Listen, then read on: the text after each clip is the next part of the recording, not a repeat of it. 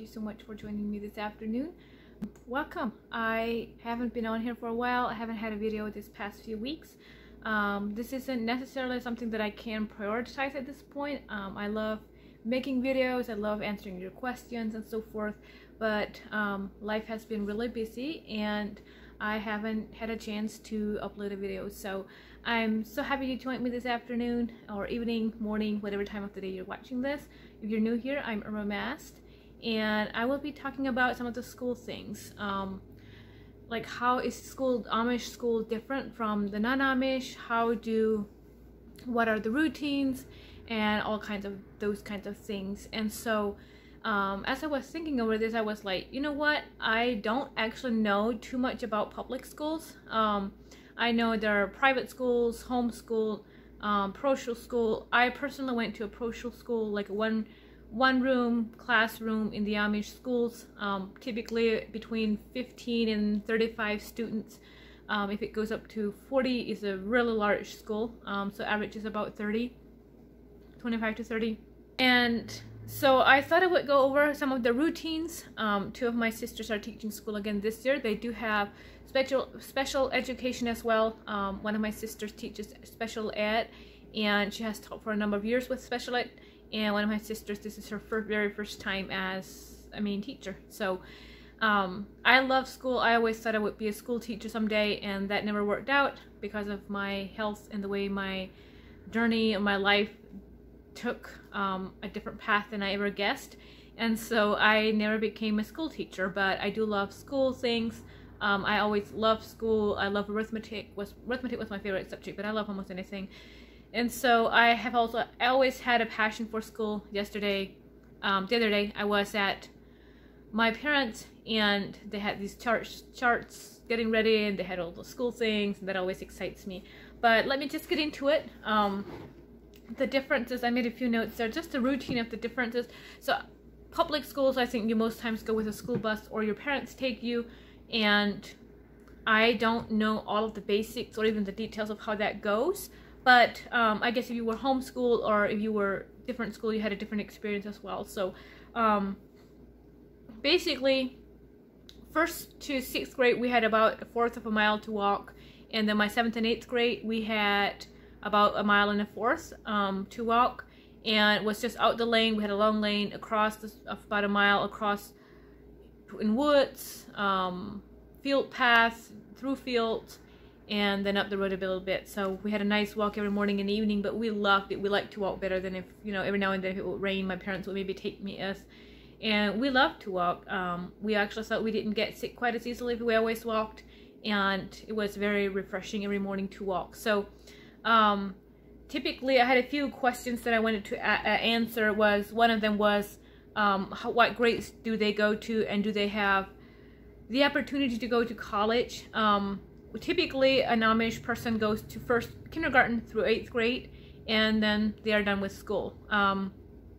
But I do hear more and more that some of them are getting their GED or going to another year or two in, I'm not sure what it would be called next, but they are getting a little more education than that, depending what they want to do in life. And so for the most part, they go until 8th grade, but I do hear more and more that they're getting their GED, going a little further.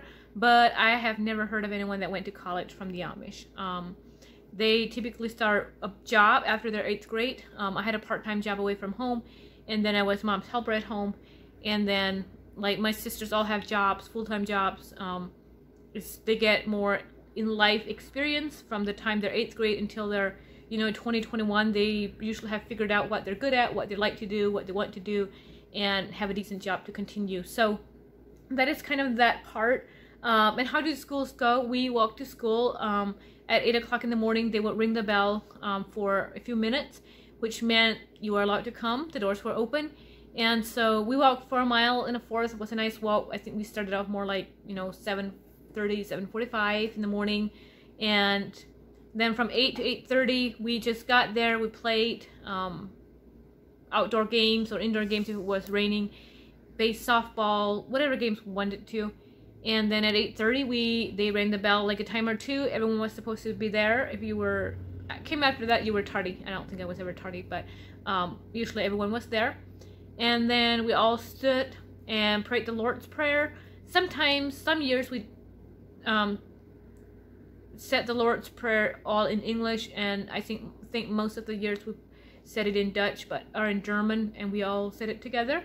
And then we sang 3 songs each morning. Typically 2 of the songs pupils or students would pick from the songbooks, and then one of the teachers would pick another song. And then there was Bible story. Usually 1 story every morning, sometimes a few questions of the, throughout the story, what is about this or what about that, to see if we were following along. And the roll call, memory verse, and I think that's it. It was kind of the morning devotions. And then there were typically 2 teachers in 1 classroom. Sometimes one had maybe 1st, 2nd, 3rd, 4th grade, then the other 5th, 6th, 7th, and 8th. Sometimes, however, they decided to divide it up. 1st, 2nd, 7th, and 8th. Sometimes it was just every other grade. However, the teachers decided to divide it up, whatever they were, it's up to them. And then there was a curtain in the middle. One teacher had 4 grades, the other teacher had 4 grades, and there was a curtain in the middle to kind of divide the classrooms a little bit. Kind of help with focus and things. And then typically we would start with math classes. We were just allowed to start whenever we wanted to work then. And the teacher would have classes like 1st grade and then have math class. So we all did math, and they had flashcards, anything related to our math, arithmetic. And then we had English, German, geography, spelling, like spelling workbook, and written spelling, and writing. I know some schools, it varies a little bit, have health and science. I never had health and science. Just depends on the school, the teachers. I think that's pretty well it. Reading and vocabulary. I'm not sure if I said that. Vocabulary, the lower grades would have like reading and then a reading workbook, and the upper grades would have vocabulary. Some years we would read, and other years we didn't. So typically we had about half of those, like maybe math, English, and geography one day, and then math, reading, vocabulary, and spelling things in the next Tuesday, and kind of every other day, German once a week. And so first recess was at 10 o'clock. They would say, put your books away, or have a little timer thing, and we would play for 15 minutes. That was the time we were allowed to use the restrooms. And during the summertime, usually we would play softball. During the winter, we had other like more running games. Softball for the upper grades. Some schools have like a softball playground for lower grades, others don't. We usually had swings. Some schools have volleyball nets, others don't. And then for 15 minutes, and then lunch was at 11:30 until about 11:45 or so, and then recess until 12:30. So 11:30 to 12:30, we ate, and then we went out to play whenever we were done. Again, softball, whatever games. And then from 12:30 to 12:45, we had noon story, whatever book the teachers decided, and usually it was about 10-15 minutes. The teacher would set the timer, and we would just read until the timer went, and then we had to wait till the next day to hear the rest of the story. Usually we went through like a whole book, several books a year. And then more schoolwork until 2 o'clock was last recess. Again, 15 minutes of playing, using the restrooms, getting water, that type of thing. And then lessons and finish up work, whatever, until 3 o'clock. And then school was done. We walked home again after that. And so something that I realized, like the differences, I don't know exactly how the public schools go. From what I gathered, they have one teacher for one subject and go from more subject to subject from different teachers. We had one desk that was like our desk. We sat there all day, and then every maybe 5-6 weeks, the teachers, we would like put all our stuff in a different desk, and we would all mix up the desks or the seating arrangement and type of thing. So that was always fun. Usually Friday we would have art, some kind of crafts or arts or drawing. There was a lot of other fun things that we did, but that was kind of the majority. I would say we just had one teacher had 4 grades for every subject. I do know sometimes when there's say 14-15 students, there might be a main teacher that is there all the time, and then another teacher that is maybe 2 or 3 days a week, and then he would maybe have, you know, just the English classes those 2 or 3 days that he's there. He might have, like, say, all the English classes Tuesday and Thursdays, and then just help the other teacher with whatever they had. But yeah, the differences is up to what grade? It's 8th grade. I would say we didn't almost ever have homework. If we went home with anything that we didn't get done at school, I don't think I ever did. I don't think I ever had homework unless I had, you know, that I had a sick day that they brought my lessons home. But even then, I would often just catch up the next day. So not often. I mean, every now and then there were students that really had a hard time catching up or to doing everything, or they didn't pay attention or whatever, that they might have a little bit of homework. But that's something that I see a lot, or I hear where students come home and they have all this homework, or they're overwhelmed with homework type of things. And that's not something that they encouraged at all. They were like, students should be done with their work so they can go home and let their minds rest and think something different. So when a student was really slow, they had to kind of evaluate, was there punishment needed to get him to work, or was he just having too much lessons that he couldn't do and they had to cut some out. They didn't really like to do that either. Or sometimes if they weren't allowed to go home until it was done that evening, that would sometimes help the pupil that was like, oh, I have to stay by myself at school with the teacher to do my work. That would sometimes help. So they had different things to work with that. That is one thing that they do have special education. Like my sister teaches special education, and she has 4 students this year. They can't have more than 5, so she would still have room for 1 more if depending on the situation. And that is to focus for those that need extra help, that really need the teacher's attention to really guide them through, or need more explanation, or really have a hard time focusing. There have been some with like ADHD or something like that that need extra help. And that is what special education is for.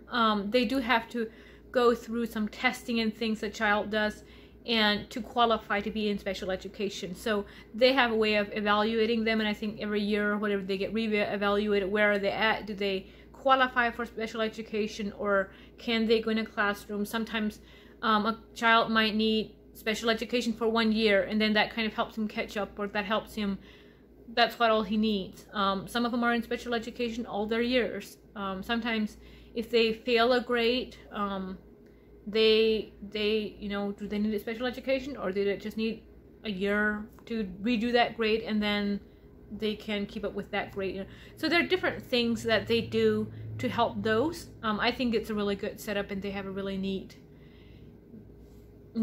way to do it. I enjoyed school, and I don't from what I hear is there's like bullying or that type of thing would never have happened.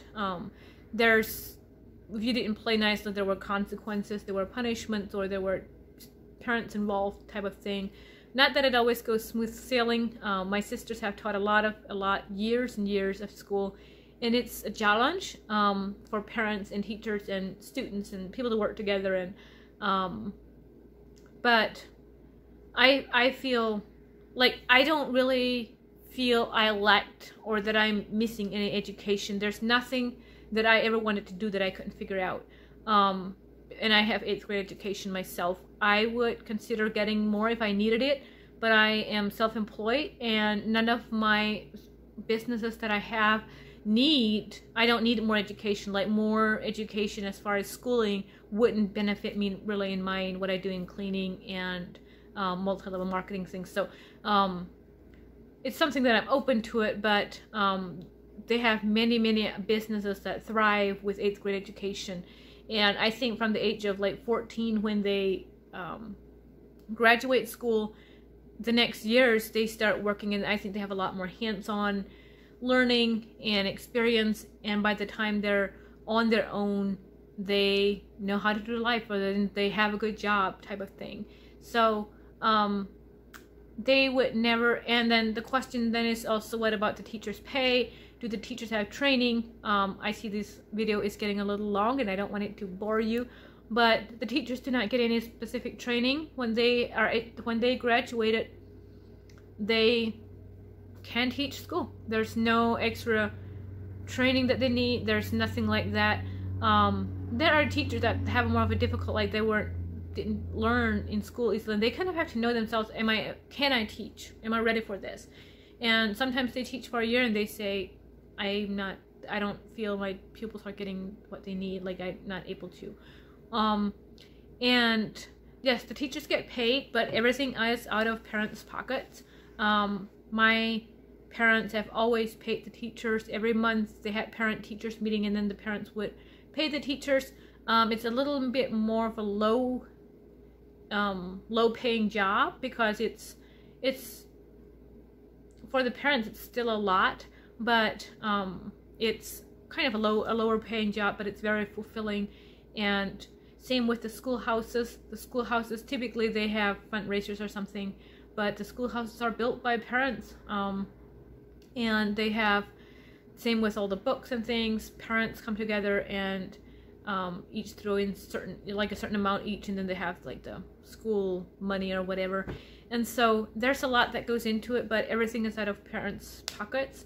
Something that I've seen, like the students typically need like a tablet and then a crayon or pencil box with maybe a few pencils, a few pens, and lead for their pens, an eraser, a marker, a little small tablet for spelling, and glue, scissors.